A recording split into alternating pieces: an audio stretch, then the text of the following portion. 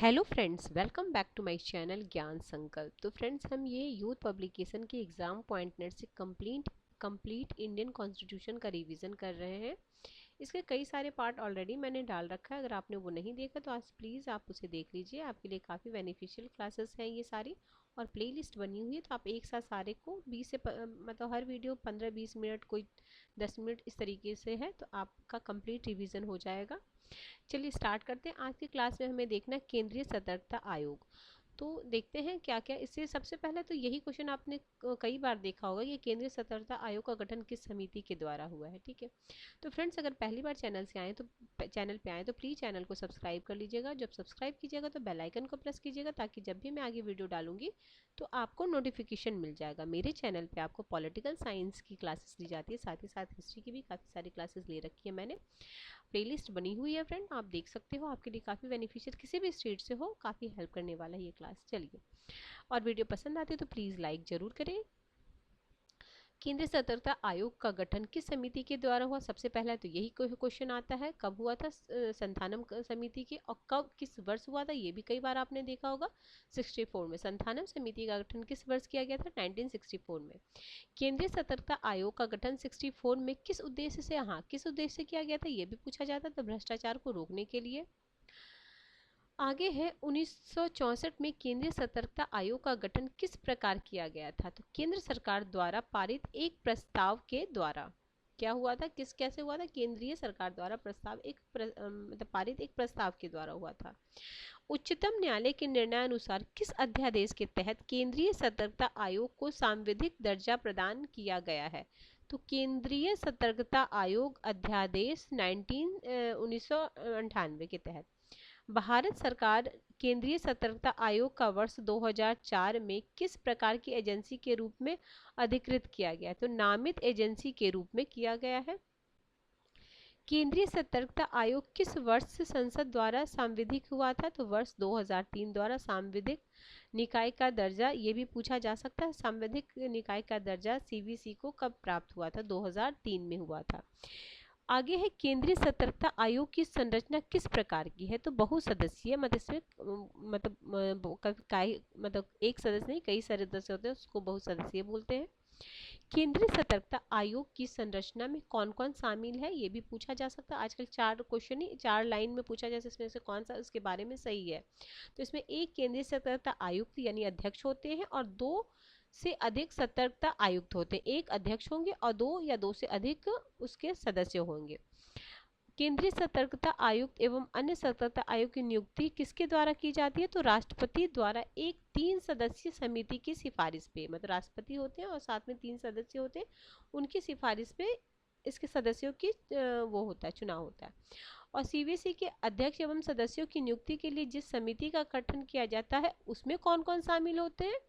तो उसमें शामिल होते हैं आपके प्रधानमंत्री, केंद्रीय गृह मंत्री, लोकसभा के विपक्ष का नेता। मुख्य सतर्कता आयुक्त और अन्य आयुक्तों की कार्यकाल कितने वर्ष की होती है? ये इंपॉर्टेंट है आपके लिए। तो 4 वर्ष और 65 वर्ष, इसमें से जो पहले आ जाए।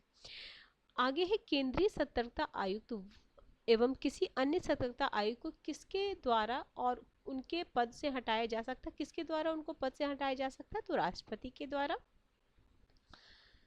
राष्ट्रपति के द्वारा केंद्रीय सतर्कता आयुक्त तथा अन्य आयुक्तों को किस आधार पर उनके पद से हटाया जा सकता है? तो दुराचार या अक्षमता के आधार पर। दुराचार व अक्षमता संबंधी जांच राष्ट्रपति किसके पास भेजता है? तो उच्चतम न्यायालय के पास भेजता है।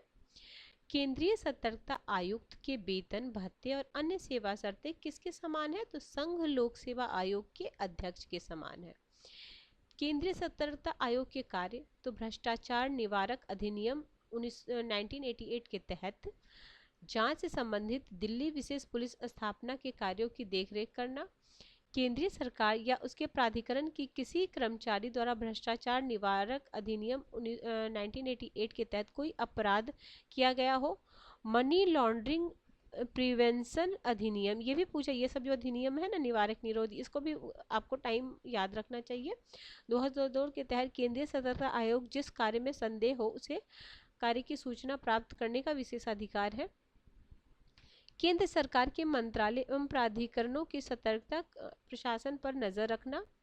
भ्रष्टाचार निवारक अधिनियम 1988 के अंतर्गत जांच अपराधों की जांच से संबंधित मामलों की सीबीआई को निर्देश देना। केंद्रीय सतर्कता आयोग का मुख्यालय कहाँ पे है? तो नई दिल्ली में है। केंद्रीय सतर्कता आयोग के पास किस न्यायालय के समान शक्ति होती है? तो दीवानी न्यायालय के समान होती है शक्ति। केंद्रीय सतर्कता आयोग का चरित्र किस प्रकार का होता है? अब न्यायिक हो गया, ये दीवानी न्यायालय तो न्यायिक तरह की इसका होता है। केंद्रीय सतर्कता आयोग अपनी वार्षिक रिपोर्ट किसको सौंपेगा? तो राष्ट्रपति को सौंपेगा। केंद्रीय सतर्कता आयोग की वार्षिक रिपोर्ट किसके समक्ष प्रस्तुत किया जाता है? तो संसद के प्रत्येक सदन के समक्ष। ठीक है। विल्स ब्लोअर किसे कहा जाता है? ये भी कई बार पूछा गया है ये शब्दावली। तो जो भ्रष्टाचार को उजागर करता है, जो भ्रष्टाचार को उजागर करता है उसको विल्स ब्लोअर कहा जाता है। वर्तमान में केंद्रीय सतर्कता आयोग नहीं, तो अभी के हैं आपके केंद्रीय, आप एक बार देख लेना। अभी आयुक्त हैं पटेल हैं। अभी आपके केंद्रीय सतर्कता आयोग के आयुक्त कौन है? अभी एक बार आप वर्तमान में जो अध्यक्ष हैं वो कौन है? तो आप एक बार देख, सुरेंद्र एन पटेल हैं। एक बार देख लेना आप, ठीक है। एक बार आप गूगल कर लेना। आगे है, केंद्रीय सतर्कता आयोग द्वारा सतर्कता जागरूकता सप्ताह कब से कब मनाया जाता है? तो 26 अक्टूबर से 1 नवंबर। सतर्कता जागरूकता सप्ताह 2021 का विषय क्या था? तो स्वतंत्र भारत एट 75, अखंडता के आत्मनिर्भरता। अब हो सकता है इस बार क्या है ये भी देख लेंगे। विश्व प्रस्ताव से क्या तात्पर्य? तो सार्वजनिक हित खुलासे एवं सूचना देने वाले का सुरक्षा प्रस्ताव। विल्स ब्लोअर किस वर्ष प्रभावी हुआ था? तो 2004 में। ठीक है, तो नेक्स्ट क्लास में आज ही करा दूं राष्ट्रीय महिला आयोग। नेक्स्ट क्लास में मैं करा दूंगी, ये छोटी वीडियो होगी हमारी, लेकिन नेक्स्ट क्लास में राष्ट्रीय महिला आयोग के बारे में पढ़ेंगे। और उसी क्लास में हम पढ़ने वाले हैं राष्ट्रीय अल्पसंख्यक संरक्षण आयोग और क्या है, राष्ट्रीय हित अधिकरण, और इसमें क्या है, हाँ ये 2-3 पढ़ लेंगे। फिर ओम्बुड्समैन नेक्स्ट क्लास में, फिर उसके आगे के क्लास में लोकपाल और लोकायुक्त पढ़ने वाले हैं। ठीक है, तो आप इस चैनल से बने रहें, क्योंकि हर एक दिन बीच करके मैं ये भी क्लास अब डालते जाती हूँ आपके लिए। और साथ में साथ MCQ सेशन तो चलता ही है हमारा। फिर केंद्रीय CBI फिर पढ़ेंगे हम। तो काफ़ी अच्छे कंटेंट हैं इसमें जो आपके एग्ज़ाम ओरिएंटेड है। ये हो जाएगा, उसके बाद फिर और क्या है, फिर योजना आयोग, फिर है नीति आयोग, योजना आयोग, वो भी करेंगे हम।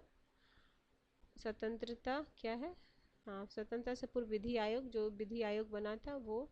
ठीक है, उसके बाद ये 2 से 3 क्लास में ये जाएगा। फिर केंद्र राज्य संबंध आगे पढ़ेंगे। ठीक है, अभी ठीक है फ्रेंड्स, तो आज के क्लास में इतना ही करते हैं। नेक्स्ट क्लास में इससे आगे का कराएंगे हम। तो किसी वजह से ये चैनल हेल्प कर रहा है प्रिपरेशन में, तो जरूर चैनल को सब्सक्राइब कर लीजिएगा।